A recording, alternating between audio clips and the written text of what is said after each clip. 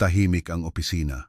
Tanging ang mahinang ugong ng gabi at ang malabong ilaw mula sa desk lamp ang maririnig. Siya ay 29 na taong gulang, masinop at laging maagang pumapasok sa trabaho. Siya naman ay 50 taong gulang, mahinahon, may malawak na karanasan at nag-iisa sa tahimik na espasyo. Sa kabilang dulo ng silid, nagtagpo ang kanilang mga mata. Isang kislap ng pag-usisa ang dumaan. May isang bagay na hindi maipaliwanag ang namagitan sa kanila. Isang tanong na walang sinuman ang nangahas magtanong. Ngayong gabi, ang hangganan ng edad, pagnanasa at pagpipigil ay magiging malabo at lahat ay magbabago ng tuluyan. Ang opisina ay nababalot na sa malalim na katahimikan ng gabi. Sa ilalim ng mga patay na ilaw, iilang desk lamp na lamang ang nagbibigay ng malabong liwanag, dahan-dahang nagpapatingkad sa mga bunton ng papel at tasa ng kape. Ang ingay ng makina mula sa pasilyo at ang mahinang ugong ng aircon ang tanging palatandaan na may buhay pa sa lugar na iyon. Hindi marami ang nananatili hanggang sa kalaliman ng gabi. Ngunit sa katahimikang iyon, may 2 taong naroroon para sa magkaibang dahilan. Sa isang mesa, isang 50 taong gulang na boss na si Ricardo ang nakatitig sa isang ulat. Siya ay tahimik, maingat at isang taong mapagmasid kahit sa maliliit na bagay. May mga bakas na ng panahon sa kanyang mga mata, ngunit ang kanyang tingin ay nananatiling matalas at puno ng pag-usisa. Pinaiikot niya ang pluma sa pagitan ng kanyang mga daliri, paulit-ulit na sinusuri ang mga numero at pangungusap sa screen. Nang mga sandaling iyon, isang mahinang yapak ang narinig mula sa dulo ng opisina. "Hindi pa po kayo umuuwi, sir?" Tanong ng 29 na taong gulang na empleyadong si Isabela na may bahagyang ngiti habang naglalakad papalapit sa kanyang mesa. Nakasanayan na niyang pumasok ng mas maaga para ayusin ang kanyang mga gawain. May likas na gilas sa kanyang bawat kilos at ang kanyang buhok ay bahagyang gumagalaw, nag-iiwan ng banayad na amoy ng pabango. Ang kanyang tingin ay kumikinang sa konsentrasyon at pag-usisa at ang tingin na iyon ay panandaliang gumambala sa kanyang puso. Sabay silang huminto, kapwa may kamalayan sa isa't isa. Ang kanyang kamay ay nasa mouse, habang ang kamay naman niya ay may hawak na folder ng mga naayos na dokumento. Sa isang iglap, naramdaman nila ang mga tingin na nagdaan sa isa't isa. Nang magtama ang kanilang mga mata, isang pakiramdam ng pagkilala sa presensya ng isa't isa ang lumaganap kahit na walang salitang binibitawan. Dahan-dahan siyang huminga at bahagyang kinagat ang kanyang labi at palihim niya itong pinagmasdan. Isang maliit na pagdampi, ang pakiramdam ng kanilang mga daliri na bahagyang nagsagi nang ipasa ang mga dokumento. Sa sandaling iyon, tila huminto ang oras, ngunit agad din silang bumalik sa kani-kanilang gawain. Itinuon niya ang kanyang mga mata sa mga numero sa screen, iniisip sa kanyang sarili, bakit ganito ang tibok ng puso ko? Si Isabela naman ay pinakalma ang sarili habang inaayos ang mga dokumento. Parang laging nakatingin sa akin si Sir Ricardo. Napansin kaya niyang kinakabahan ako. Habang may kamalayan sa presensya ng isa't isa, pinanatili nila ang kani-kanilang espasyo ng walang imikan. Dahan-dahang lumilipas ang gabi sa opisina. Sa labas ng bintana, ang malabong ilaw ng mga poste at mga sasakyan ay kumikislap. Ang amoy ng kape ay banayad na kumalat sa hangin, tila nagpapagaan ng tensyon habang sabay na pumupukaw sa isang sulok ng puso. Sandali niyang ibinaba ang pluma at palihim siyang tiningnan. Mukha siyang abala, ngunit paminsan-minsan ay nag-aangat siya ng ulo upang tumingin sa kabila ng mga dokumento o ng screen. At ang tingin na iyon ay may dalang higit pa sa simpleng interes. Nararamdaman nila ang presensya ng isa't isa, ngunit hindi pa rin nagsasalita. Isang maliit na tensyon, pananabik, at isang hindi maipaliwanag na pag-usisa ang lumutang sa hangin. Ang agwat sa kanilang edad ay malinaw, ngunit ang pagkakaibang iyon ay nagsilbing dahilan upang lalo nilang pagmasdan ang isa't isa. Nakita niya ang bahagyang paggalaw ng isang hibla ng buhok sa balikat ni Isabela habang ito'y dumadaan at ang kanyang puso ay banayad na nayanig. Naramdaman ni Isabela na bawat kilos niya ay napapansin ni Ricardo at isang maliit na ngiti ang sumilay sa kanyang kalooban. Tahimik ngunit walang tigil na nararamdaman ang isa't isa, dahan-dahang lumipas ang oras sa opisina. Ang tunog ng pag-type sa keyboard, ang kaluskos ng papel hanggang sa ugong ng aircon mula sa malayo lahat ay tila mga elementong may buhay sa gitna ng kanilang katahimikan. Isang panandali ang pagpapalitan ng tingin, ang pagdampi ng mga daliri sa pag-aabutan ng dokumento, ang init ng tasa ng kape sa mesa. Lahat ay naglalaman ng isang pinong tensyon at pag-usisa sa pagitan nilang dalawa. Habang lumalalim ang gabi, lalo silang nagkakaroon ng interes sa isa't isa. Kahit hindi ipinapahayag sa salita, naging mahalaga ang presensya ng bawat isa at ang katotohanang iyon mismo ay nagpukaw ng bagong damdamin sa kanilang dalawa. Nakita ni Ricardo ang responsibilidad at sigasig sa paraan ng pagtutuon ni Isabela sa trabaho, habang si Isabela naman ay nakaramdam ng kapanatagan sa maingat na pagmamasid at mahinahong kilos ni Ricardo. Hindi pa ito isang malinaw na damdamin, ngunit ang pag-usisa at kakaibang kilig para sa isa't isa ay pumuno sa hangin ng opisina. At sa gabing iyon, nang walang nakakaalam, sa loob ng limitadong espasyo ng opisina, isang bagong tensyon at isang pinong koneksyon ang nagsimulang umusbong sa pagitan nilang dalawa. Sa gitna ng tahimik na pag-overtime, isang tingin na nagdaplis, isang pagdampi ng daliri. Ito ay isang pahiwatig ng maliit na simula ng kwentong magpapatuloy. Ang katahimikan sa opisina ay nagpatuloy tulad ng kalaliman ng gabi. Halos walang marinig na yapak sa pasilyo at tanging ang mahinang ugong ng aircon ang pumupuno sa espasyo. Ngunit sa gitna ng katahimikang iyon, isang pinong tensyon ang namamagitan sa dalawang tao. May kamalayan sila sa isa't isa, sabay na nagkukunwaring nakatuon sa trabaho, ngunit ang kanilang mga tingin ay patuloy na naaakit sa bawat isa. Noon, maingat na naglakad si Isabela patungo sa mesa ni Ricardo. Sa kanyang kamay, hawak niya ang isang folder na naglalaman ng ulat na kailangang tapusin ngayong araw. Ang kanyang mga hakbang ay maingat ngunit may gilas, at isang pinong ekspresyon na may halong kaba at pananabik ang mababanaag sa kanyang mukha. Nakatuon ang tingin ni Ricardo sa isang dokumento nang marinig niya ang paglapit ni Isabela. Bago pa man sumagi sa kanyang isip, ang isang mapaglarong pag-iisip na sino yan. Naroon na si Isabela sa kanyang harapan. Sir, may ilang bagay lang po akong kailangang i-verify sa ulat na ito. Ang kanyang boses ay mababa at malumanay, ngunit may bahagyang panginginig dala ng kaba. Agad na napunta sa kanya ang mga mata ni Ricardo. Sa mukha ni Isabela, sabay na mababasa ang konsentrasyon at maingat na pag-usisa, at hindi niya maialis ang kanyang tingin sa pinong ekspresyong iyon. Dahan-dahan niyang inilapag ang folder sa mesa nito. Sa isang iglap, bahagyang nagdampi ang kanilang mga daliri. Isang napakaikling pagdampi, ngunit pareho nilang naramdaman ang bahagyang pagbilis ng tibok ng kanilang mga puso. Itinaas ni Ricardo ang kanyang ulo at tiningnan si Isabela, at naramdaman din niya ang tingin na iyon kaya't bahagya niyang iniwas ang kanyang mga mata. Isang maliit na sandali, ngunit ang maikling pagdampi na ito ay lumikha ng mas matinding tensyon kaysa sa mga nakaraang gabi. Dito po sa bahaging ito, pwede po bang pakicheck ulit? Maingat na sabi ni Isabela habang itinuturo ang folder. Ang boses niya ay malumanay ngunit tiyak. Sige, natural na sagot ni Ricardo na may tonong nagpapahiwatig ng siyempre. Tingnan natin ng magkasama. Binuklat niya ang folder, ipinapakita ang bawat pahina, habang si Isabela ay umupo sa tabi niya at nagtuon ng pansin. Habang magkatabing nakaupo at tinitingnan ang mga dokumento, patuloy na nagkaroon ng maliliit na pisikal na pagdampi. May mga sandaling bahagyang nagdidikit ang kanilang mga siko o nagkakadampian ang mga daliri kapag naglilipat ng pahina. Kahit hindi sinasadya, ang mga pinong pagdampi na ito ay unti-unting nagpatong-patong ng tensyon at pag-usisa.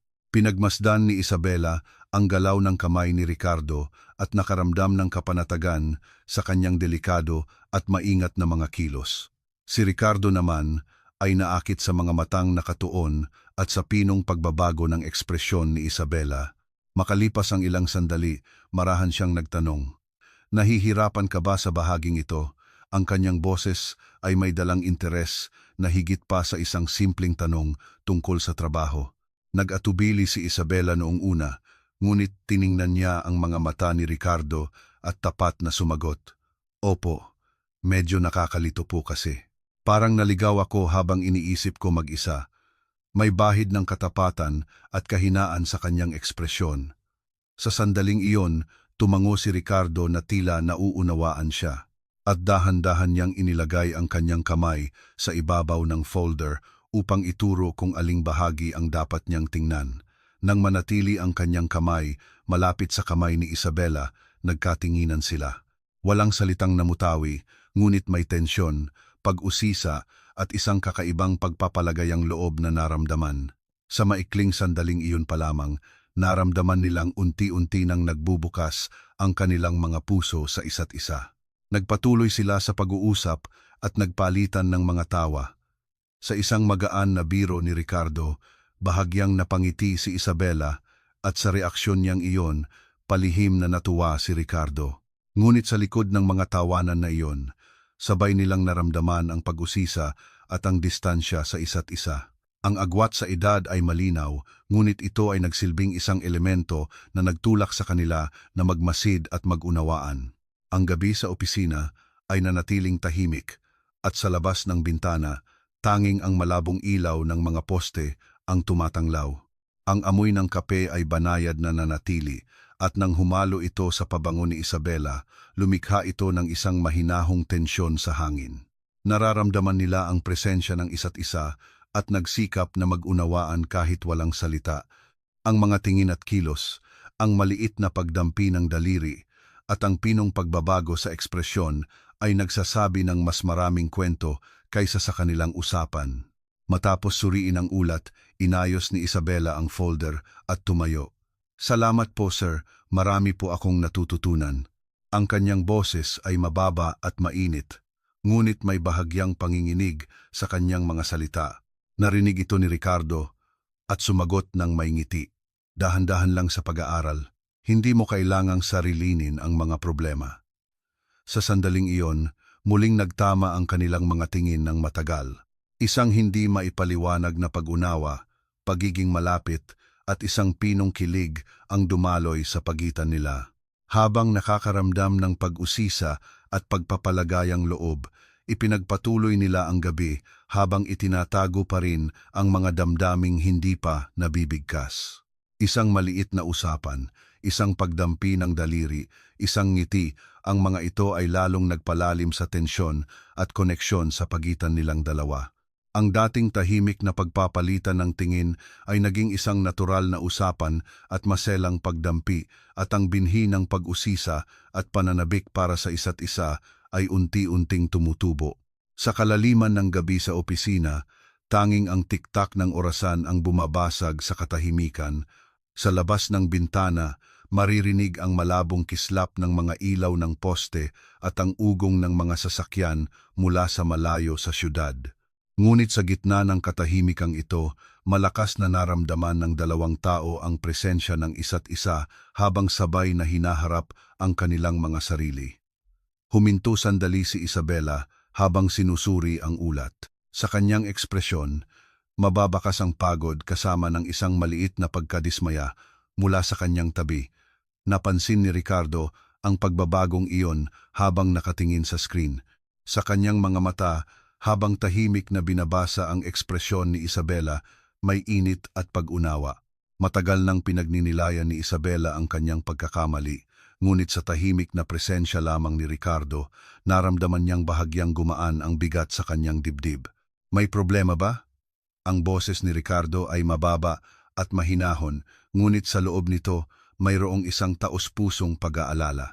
Nag-atubili si Isabela sandali, ngunit tumingin siya sa mga mata ni Ricardo at tumango. Opo, medyo magulo po ang araw ko ngayon. Marami pong trabaho, at dahil sa pagkakamali ko, natagalan po ang pagproseso ng ulat. Ang kanyang boses ay malumanay, ngunit may halong tapat na bigat at kahinaan. Dahan-dahang inilagay ni Ricardo ang kanyang kamay sa ibabaw ng folder ni Isabela at sinabi, "Okay lang yan, lahat naman tayo nagkakamali. Hindi mo kailangang sarilinin yan. Nang sandaling manatili ang kanyang kamay malapit sa kamay ni Isabela, naramdaman niya ang pagtibok ng kanyang puso. Hindi nagdikit ang kanilang mga daliri, ngunit sa maikling sandaling iyon na iparating ang presensya at damdamin ng bawat isa. Huminga sandali si Isabela at maingat na inilabas ang isang malalim na kwento mula sa kanyang puso. Sa totoo lang po, stressed ako sa trabaho, pero may personal din po akong pinagdadaanan. May problema sa pamilya at nitong mga nakaraang gabi, hindi ako makatulog ng maayos. Nakikinig si Ricardo sa kanyang mga salita at tumango. Ganoon pala, hindi madaling harapin ang mahihirap na panahon ng mag-isa. Okay lang yan. Ang pagsasabi lang nito ay makakatulong na gumaan ang pakiramdam mo habang nag-uusap, lalo silang naging malapit sa isa't isa. Tila naghintay si Ricardo hanggang sa magbukas ng loob si Isabela, tahimik na nakaupo sa tabi niya at sa presensya pa lamang niya, nakaramdam si Isabela ng kapanatagan. Isang hindi binibigkas na pagpapalagayang loob ang natural na dumaloy sa pagitan nila. Makalipas ang ilang sandali, itinuro niya ang ulat sa screen at ipinaliwanag ito kay Isabela. Lumapit ang kanyang kamay sa kamay ni Isabela, ngunit sa pagkakataong ito, maingat niyang iniwasan ito habang nagiiwan ng tensyon mula sa papalapit na mga daliri. Nakikinig si Isabela sa kanyang paliwanag habang nakatingin sa kanyang mga mata. Sa tingin na iyon, mayroong higit pa sa simpleng instruksyon sa trabaho, mayroong pagnanais na maunawaan at tulungan ang kausap. Sa sandaling iyon, naramdaman ni Isabela ang isang koneksyong pantao na higit pa sa simpleng relasyon ng boss at empleyado. Sir, ngayon lang po may nakinig sa akin ng ganito kahinahon. Ang mga bagay na nahihirapan akong sabihin noon, ngayon ay unti-unti ko nang nasasabi sa kanyang mga salita. Tahimik na ngumiti si Ricardo. Masaya akong marinig yan. Ang pagkakaroon ng oras para mag-usap ay isang mahalagang bagay. Habang nagbabahagi ng kani-kanilang kwento, sandali silang lumayo sa trabaho at tiningnan ang kalooban ng isa't isa. Tapat na ibinahagi ni Isabela ang kanyang mga alalahanin at pagkabalisa at tinanggap siya ni Ricardo ng may karanasan at pag-unawa. Bagamat malapit na magkadikit ang kanilang mga daliri, sa pamamagitan lamang ng natural at hindi sinasadyang pagdampi, unti-unting nag-ugnay ang kanilang mga puso. Sa bawat sandaling sila'y magkasamang tumatawa o nagbabahagi ng maliliit na damdamin na puno ng mainit na hangin ang gabi sa opisina, ang amoy ng kape na may halong banayad na pabango ni Isabela, ang tahimik na ugong ng aircon, ang kaluskos ng papel, at ang tunog ng pag-type lahat ay tila isang background music na nagpapatingkad sa kanilang pagiging malapit. Sa paglipas ng panahon, mas naging komportable si Isabela na makipag-usap sa kanyang boss. Habang nagsasalita si Isabela, nakatingin si Ricardo sa kanyang mga mata at sa pamamagitan ng maliliit na pagtango at ngiti, ipinapahayag niya ang kanyang pakikiramay. Isang tiwala, pag-unawa, at isang pinong pagpapalagayang loob na nararamdaman kahit hindi sinasabi ang nag-ugnay sa kanilang dalawa. Matapos ang ulat, huminga sandali si Isabela at itinaas ang kanyang ulo. Nagtama ang kanilang mga mata at sa sandaling iyon, naramdaman nila ang isang maikli ngunit matinding koneksyon. Tila nagkaunawaan ang kanilang mga puso kahit walang salita at ang init na iyon ay lalong nagbukas ng puso ni Isabela. Mabuti na lang po at nakapag-usap tayo ngayon, mahinang sabi niya. Ako rin. Ang pagkakaroon ng pagkakataong maging tapat sa isa't isa ay napakahalaga. Ang kanyang boses ay puno ng kabaitan at taos-pusong interes. Bumalik sila sa kani-kanilang upuan, ngunit sa kanilang mga puso nanatili ang presensya ng isa't isa. Ang maikling usapan, ang lapit ng mga daliri, at ang maliliit na pagpapalagayang loob na naramdaman sa mga tingin at ekspresyon ay nagpalalim pa sa kanilang relasyon. Ngayon, higit pa sa isang simpleng relasyon ng boss at empleyado, tahimik na nagsimulang sumibol ang isang damdamin ng interes at pag-usisa para sa isa't isa. Malalim na ang gabi sa opisina. Ang tiktak ng orasan lamang ang bumabasag sa katahimikan. Sa labas ng bintana, malabong kumikinang ang mga ilaw ng poste at maririnig ang malayong ugong ng mga makina ng sasakyan. Ngunit sa gitna ng katahimikang ito, malakas na naramdaman ng dalawang tao ang presensya ng isa't isa habang sabay na hinaharap ang kanilang kalooban. Matapos suriin ang ulat, lumipat ang boss at ang empleyada sa maliit na pantry ng opisina para sa isang maikling pahinga. Ang lugar ay maliit ngunit komportable at ang mababang ilaw at amoy mula sa coffee machine ay nagbigay ng init sa espasyo. Maingat na itinaas ni Isabela ang tasa at ngumiti. Mukhang magtatrabaho tayo hanggang hating gabi ngayon. Nandito rin pala kayo, sir. Ang kanyang mga salita ay may halong pagkagulat at kaunting pag-usisa. Ngumiti si Ricardo at nagsalin ng kape para sa kanya. Kailangan nating manatili ng magkasama ngayon. Mas komportable kasi ako kapag nagtatrabaho hanggang gabi. Ang kanyang mahinahong boses ay may halong banayad na pagbibiro at init, magkatabi silang naghanda ng kape. Sa proseso, bahagyang nagdikit ang kanilang mga siko. Sandali lang, ngunit pareho silang naging sensitibo. Ibinaba ni Isabela ang kanyang tingin at ngumiti ng bahagya at napansin ni Ricardo ang pinong reaksyon na iyon, nakaramdam ng kaunting kilig sa kanyang puso. Ang isang tahimik na pagdampi ay lumikha ng mas malalim na tensyon kaysa dati. Sir, malaking tulong po yung paraan na ipinakita ninyo sa ulat kanina, sabi ni Isabela nang may kaunting pag-aalinlangan. Huminto si Ricardo sa paghawak ng tasa at tiningnan siya. Masarap sa pakiramdam na marinig yan, sulit pala ang pananatili natin ngayong gabi para suriin ito ng magkasama. Ang kanyang tingin ay hindi lang simpleng pagsusuri sa trabaho, mayroon itong taos-pusong interes para sa kanya. Maingat na iniwasan ni Isabela ang kanyang tingin at bahagyang isinuklay ang buhok gamit ang kanyang kamay, isang kilos na may halong kaba at pag-usisa. Itinigil ni Ricardo ang kanyang tingin sa bawat kilos ni Isabela. Sinusubukang basahin ang kanyang puso sa maliliit na kilos na iyon. Sa pagitan nilang dalawa, may dumadaloy na pinong enerhiya na nagpaparamdam sa kanila ng presensya ng isa't isa kahit walang salita. Ang hangin sa pantry ay may halong amoy ng kape at banayad na pabango ni Isabela na nagbibigay ng mainit ngunit tensyonadong pakiramdam. Ang tunog ng pag-inom niya mula sa tasa, ang mahinang singaw mula sa coffee machine hanggang sa malayong ingay ng mga sasakyan sa labas ng bintana, lahat ay nagpapalinaw sa kanilang pagiging malapit at tensyon. Nagpatuloy sila sa pag-uusap habang pinagmamasdan ang isa't isa. Nang magbiro si Ricardo, maingat na tumawa si Isabela. Ang tunog ng kanyang tawa ay malambot at natural, ngunit sabay na bahagyang gumalaw sa puso ni Ricardo. Sa pinong tawa at reaksyon ni Isabela, nabasa niya ang isang maliit na senyales na interesado ito sa kanya.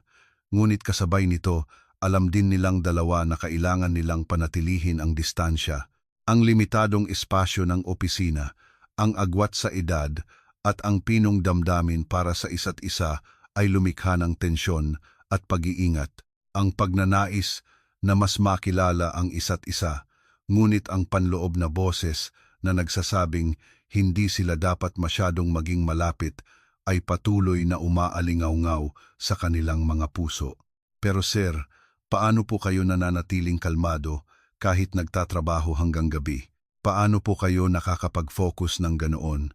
Ang tanong ni Isabela ay tila simpleng pag-usisa, ngunit sa likod nito may pagnanais siyang malaman pa ang tungkol sa kanyang pagkatao at kalooban. Nag-isip sandali si Ricardo at sumagot ng may ngiti. Kapag marami ka ng karanasan, natututunan mo kung paano kontrolin ang iyong isip, pero sa totoo lang, mas masaya kapag may kasama kang nagfo-focus. Ang kanyang mga salita ay hindi lang tungkol sa trabaho, mayroon itong banayad na pahiwatig na nag-enjoy siya sa sandaling kasama si Isabela. Sandaling pinagnilayan ni Isabela ang kanyang mga salita at nanatili ang kanyang tingin sa kanya. Sa pamamagitan lamang ng pagpapalitan ng tingin, unti-unting lumabas ang kanilang damdamin at pag-usisa. Ang pagdampi ng daliri, isang maikling tawa, at ang pinong pagiging malapit na naramdaman sa mga tingin at kilos ay nagpalalim pa sa kanilang relasyon.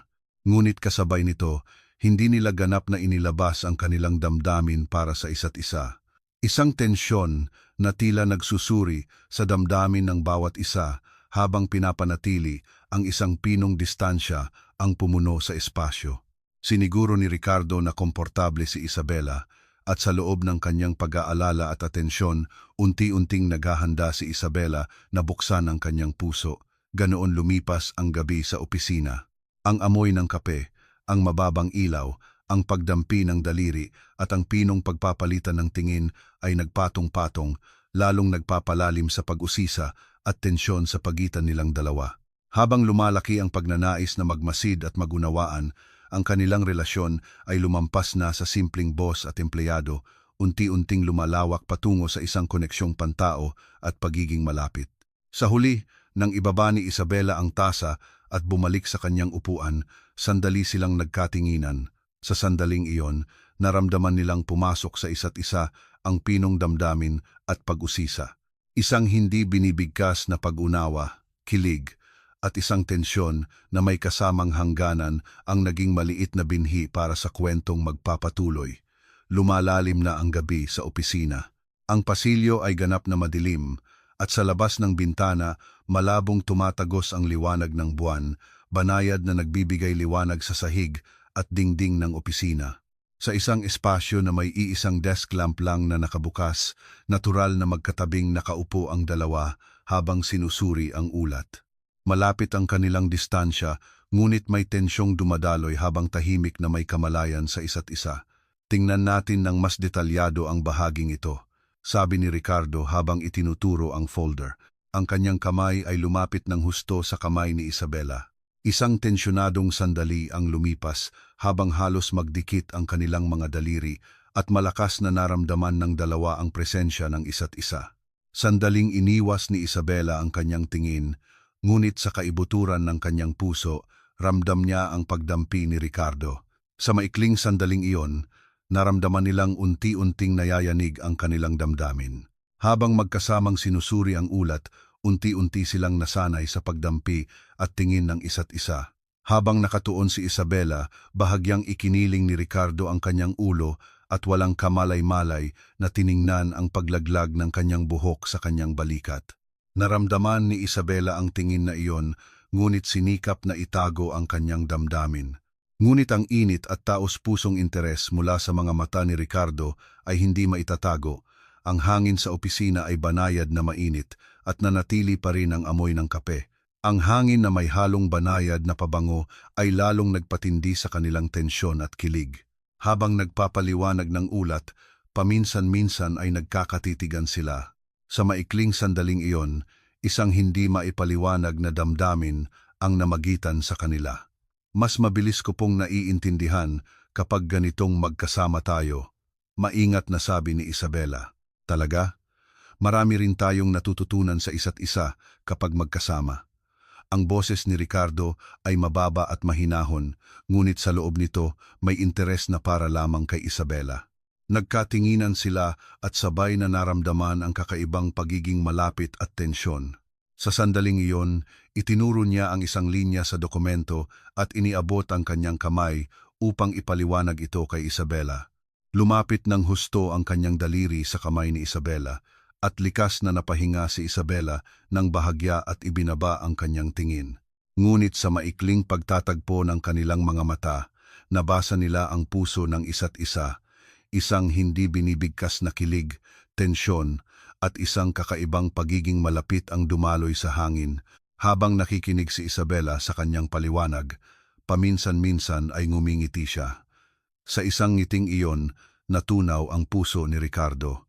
At sa pinong ngiti at pagpapalitan ng tingin na iyon, nagsimula siyang makaramdam ng tapat na damdamin para kay Isabela. Sa sandaling tahimik na nag-unawaan at nagtanggap sa isa't isa, lalong naging malapit ang kanilang relasyon. Matapos ang sandaling katahimikan, marahan siyang nagsalita. Hindi ka ba napapagod ngayong gabi? Siguradong nahihirapan ka na sa pag-focus. Nag-isip sandali si Isabela at sumagot. Medyo pagod po, pero dahil kasama ko si Sir, panatag ang loob ko. Mas nakakapag-focus po ako kaysa noong mag-isa.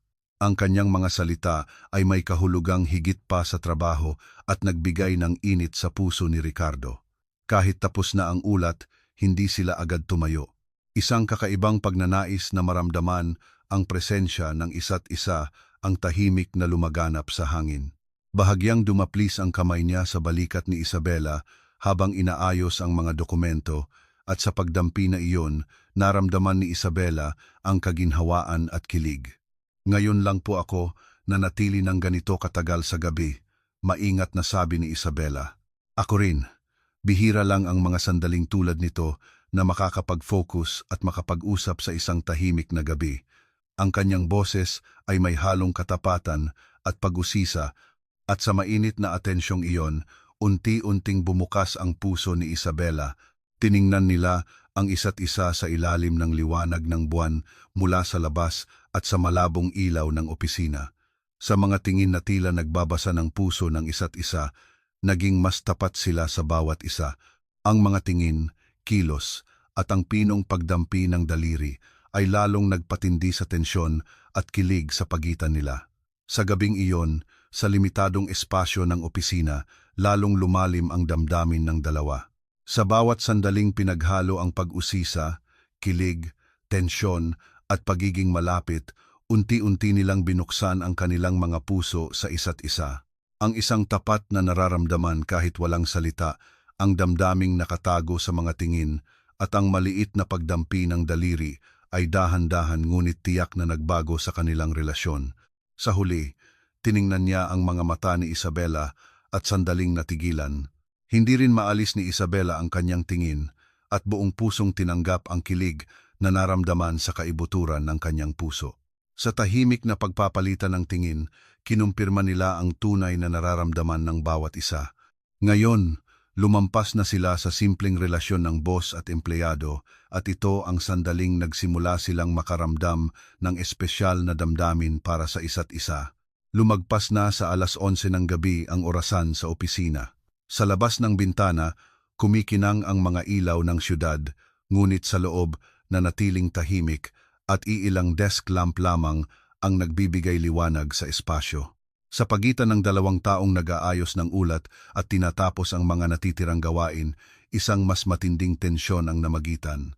Nananatili pa po pala kayo hanggang ganitong oras, sabi ni Isabela nang may bahagyang ngiti. Ngunit sa ngiting iyon, may halong pagod at kaunting kaba. Ang tingin ni Ricardo ay nasa kanya, ngunit sa kanyang mga mata may damdaming higit pa sa simpleng interes. Huminga siya ng malalim at pinakalma ang kanyang sarili. Hindi ako dapat maging malapit ngayon, pero hindi ko maalis ang tingin ko sa kanya. Magkatabi silang nakaupo at sinusuri ang huling ulat. Habang binabasa ang mga letra sa screen, patuloy nilang pinapansin ang maliliit na galaw ng kamay, balikat o tingin ng isa't isa. Nang bahagyang igalaw ni Isabela ang kanyang pulso, sandaling nanatili ang mga mata ni Ricardo sa galaw na iyon. Si Isabela naman, sa tuwing titingin kay Ricardo, nararamdaman niyang bumibilis ang tibok ng kanyang puso. Ang panloob na tunggalian na panatilihin ang distansya habang nararamdaman ang presensya ng isa't isa ay nagdulot ng tensyon sa kanilang dalawa. May mahirap bang nangyari sa iyo ngayon? Marahang tanong niya. Tila isang simpleng tanong tungkol sa trabaho, ngunit sa kanyang boses may init na nag-aalala sa kalagayan ng puso ni Isabela. Nag-atubili siya sandali at tumango. Opo, medyo pagod po at hindi makapag-focus ng maayos. Pero dahil kasama ko si Sir, medyo gumaan ang pakiramdam ko. Sa isang salitang iyon, nakaramdam si Ricardo ng pinong kilig. Ngunit kasabay nito, pinipigilan siya ng responsibilidad at pag-iingat. Natural lang na makaramdam ng magandang damdamin pero hindi dapat maging masyadong malapit ang relasyong ito. Sandali niyang inilagay ang kanyang daliri sa folder at lumapit kay Isabela, ngunit iniwasan niya ang direktang pagdampi, pinapanatili ang tensyon. Naramdaman din ni Isabela ang panloob na tunggalian.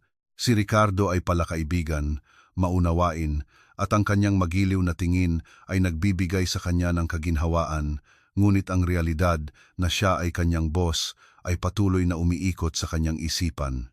Pwede ko bang buksan ang puso ko o magdudulot lang ito ng gulo? Sandali niyang iniwas ang kanyang tingin at pinatatag ang kanyang sarili. Ngunit ang kanyang mga tingin at malumanay na boses ay nagpapakilig sa kanyang puso. Habang nararamdaman ang presensya ng isa't isa, tahimik silang nakaupo sandali. Ang lapit ng kanilang mga daliri, ang liwanag na tumatagos mula sa screen, at ang amoy na nagmumula sa tasa ng kape, lahat ay lalong nagpatindi sa kanilang damdamin.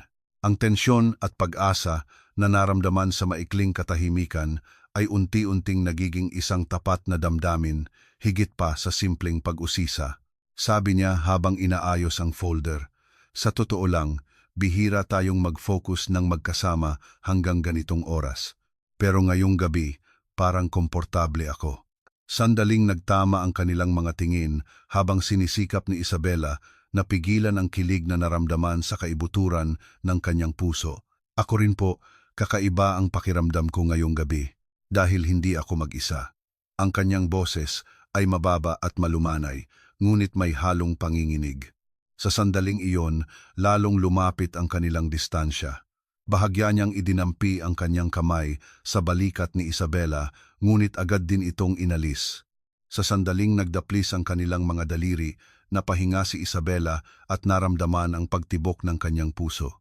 Malakas silang naaakit sa isa't isa, ngunit dahil sa mga hangganan ng realidad at responsibilidad, hindi nila ganap na maipakita ang damdaming iyon.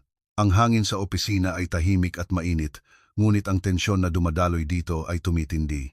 Ang amoy ng kape at pabango, ang liwanag ng lampara, ang kaluskos ng papel, at ang hininga ng bawat isa ay naghahalo-halo, lumilikha ng isang espasyo para lamang sa kanilang dalawa. Ang maikling pagdampi, mga tingin, at pinong kilos ay isa-isang nagpapasigla sa puso ng bawat isa, nagpapataas sa antas ng kanilang damdamin. Nais nilang maging mas tapat sa isa't isa, ngunit kasabay nito, mayroon pa ring pusong hindi pa nakakapagpasya. Si Ricardo ay nag-aalangan sa pagitan ng pagnanais na ipakita ang kanyang nararamdaman at ng responsibilidad na protektahan si Isabela. Si Isabela naman ay naguguluhan sa pagitan ng kilig, pagkalito at pag-iingat. Sa huli, tiningnan niya si Isabela at marahang nagsalita. Ang gabing ito, ang pag-uusap at paggugol ng oras na magkasama ay napaka-espesyal. Sandaling natigilan si Isabela at nagtama ang kanilang mga mata. Naramdaman nila ang puso ng isa't isa kahit walang salita. Isang kilig at katapatan na naipapahayag kahit walang binibigkas na salita ang malakas na dumaloy sa pagitan nilang dalawa. Sa gabing iyon, sa gitna ng katahimikan ng opisina, umabot sa kasukdulan ang damdamin ng dalawa. Ang pagkaakit, tensyon, kilig, at pag-iingat ay magkakasama, pinupuno ang espasyo ng isang kawalan ng katiyakan kung anong desisyon ang kanilang gagawin. Ngunit isang bagay ang malinaw, ang katotohanang nagsimula ng mag-ugat ng malalim sa kanilang mga puso, ang isang tapat na damdamin para sa isa't isa. Ang hangin sa opisina ay nanatiling tahimik, ngunit may kakaibang init na naramdaman kumpara sa dati. Matapos ang malalim na gabi, hindi na lamang tensyon ang namamagitan sa kanila, kundi pati na rin ang pag-unawa at tiwala sa isa't isa. Ang liwanag ng buwan na tumatagos sa bintana ay malabo ngunit sapat upang banayad na liwanagan ang bawat sulok ng opisina, at ang dilaw na liwanag mula sa desk lamp ay yakap-yakap ang espasyo. Tumayo si Isabela at sandaling tumingin sa labas ng bintana. Kumikinang ang mga ilaw ng siyudad at maririnig ang mahinang ugong ng mga sasakyan mula sa malayo. Sa gitna ng katahimikan ng malalim na gabi, tila mas gumaan ang kanyang puso kumpara kahapon. Ang tensyon at pagkabalisa na malalim na nakatanim sa kanyang puso ay unti-unting napapalitan ng kilig at kapanatagan. "Hindi ka ba medyo pagod?" Tahimik na tanong ni Ricardo. Ang kanyang boses ay mababa at matatag, ngunit mayroon pa ring bakas ng pag-usisa at interes. Lumingon si Isabela at ngumiti sa kanya. "Opo, pero dahil kasama ko si Sir, panatag ang loob ko. Espesyal ang pakiramdam ko ngayong gabi." Ang kanyang mga mata ay marahang kumislap, at sa mga salita ni Isabela, nakaramdam siya ng malalim na kapanatagan. Sandali siyang natigilan at naramdaman na buong puso nang nagbubukas si Isabela. Malapit na magdikit ang kanilang mga daliri, ngunit ngayon mayroon ng kasiguraduhan na sapat na ang lapit ng kanilang mga puso. Lumapit siya kay Isabela at maingat na nagsalita. Masaya rin ako na naging tapat tayo sa isa't isa ngayong gabi at mas nakilala natin ang bawat isa. Napakahalaga ng sandaling ito para sa akin. Narinig ito ni Isabela at sandaling nagtama ang kanilang mga mata. Naramdaman niya sa kaibuturan ng kanyang puso na naguugnay ang kanilang damdamin. Ang mga nakaraang oras na puno ng tensyon, kilig, pag-usisa at kawalan ng katiyakan ay ganap nang napalitan ng pag-unawa at mainit na pagiging malapit sa isa't isa. Dahan-dahang inilagay ni Isabela ang kanyang kamay sa braso ni Ricardo. Sa maikling pagdampi na iyon na iparating ang kanilang damdamin at pareho silang nakaramdam ng natural na kapanatagan. Sandaling nanatili ang kanyang kamay malapit sa kamay ni Isabela, ngunit sa halip na direktang skinship, nanatili itong isang pandamdam na pagdampi na kumukumpirma sa kanilang mga puso. Sa ngayong gabi, ang boses ni Isabela ay mababa, mainit, at may bahagyang panginginig. Kayo po ang unang tao na nakausap ko ng ganito katapat. Sandaling ngumiti si Ricardo at bahagyang hinawakan ang kamay ni Isabela. Ako rin, ang pagkakataong magkaunawaan at magbahagi ng nararamdaman ay isang napakahalagang karanasan. Sana ay patuloy tayong maging tapat sa isa't isa sa hinaharap. Sa sandaling iyon na puno ng init at kapanatagan ang hangin sa pagitan nilang dalawa. Ang magaan na pagdampi ng mga daliri, pagpapalitan ng tingin at tahimik ng ngiti ay natural na nag-alis sa lahat ng tensyon at kilig na naipon. Habang kinukumpirma ang nararamdaman ng bawat isa, isang hangganan ng tiwala na nagkakaintindihan kahit walang salita ang namuo. Sandali silang tumayo ng tahimik habang nakatingin sa labas ng bintana. Sa katahimikan ng opisina, tanging ang hininga at tibok ng puso ng bawat isa ang maririnig. Inamin ni Isabela ang kilig na malalim na nakatanim sa kanyang puso at tinanggap ito ni Ricardo habang tapat na hinaharap ang sarili niyang damdamin. Sa hinaharap, pwede na siguro tayong maging mas malapit, di ba? Maingat na tanong ni Isabela. Nag-atubili sandali si Ricardo at ngumiti. Oo, dahan-dahan nating unawain ang isa't isa at sabay na maglakad. Ang kanyang mga salita ay puno ng taos-pusong kasiguraduhan at init, at sa sandaling iyon, naibaba ni Isabela ang lahat ng kanyang pagkabalisa at pag-iingat. Sa loob ng opisina, nanatili pa rin ang amoy ng kape at ang banayad na liwanag ng lampara at ang liwanag ng buwan ay bumalot sa kanilang dalawa. Lumilikha ng isang tahimik at romantikong kapaligiran.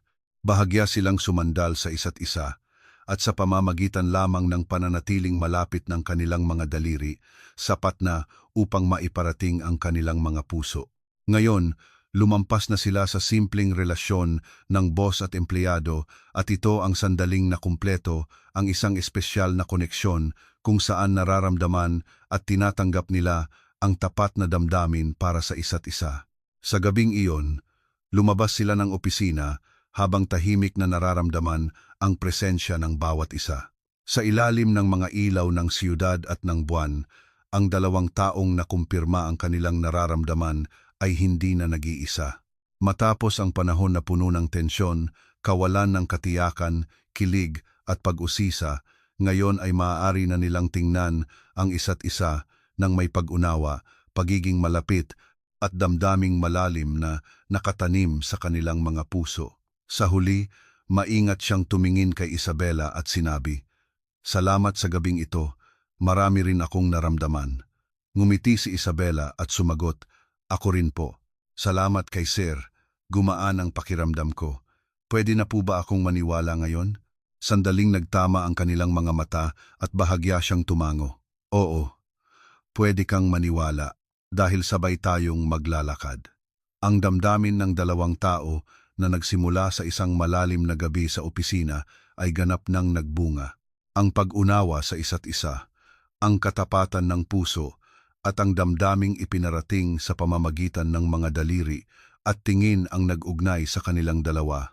Ngayon, ang kanilang kwento ay nagtapos ng tahimik, ngunit tiyak sa isang pagkumpleto ng tiwala at damdamin para sa isa't isa. I-like at mag-subscribe para sa mas marami pang kwento ng romansang pangdapit hapon.